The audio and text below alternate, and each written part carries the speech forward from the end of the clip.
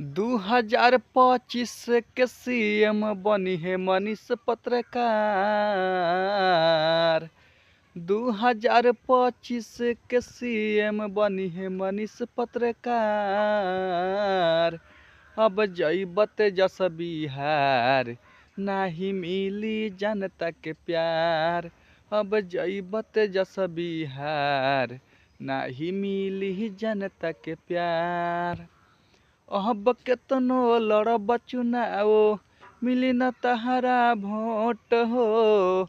मनीष पत्रकार के जैसन रखिया हरदम सोच हो।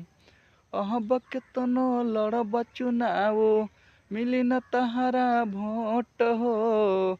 मनीष पत्रकार के जैसन रखिया हरदम सोच हो। अब की बारी लहर तिरंगा, ओकरे होई जयकार। अब जइबत जस बिहार, नाही मिली जनता के प्यार। अब जइबत जस बिहार, नाही मिली जनता के प्यार। जेल से अब बेहल करा दी उनके मोदी सरकार हो। गरले पूजा पांडे कहेली, बतिया सुन हमार हो। जेल से अब बेहल करा दी उनके मोदी सरकार हो। गरले पूजा पांडे कहेली, बिनती बाटे हमार हो।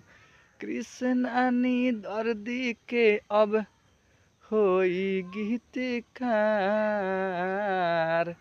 अब जइबत जस बिहार, नाही मिली जनता के प्यार।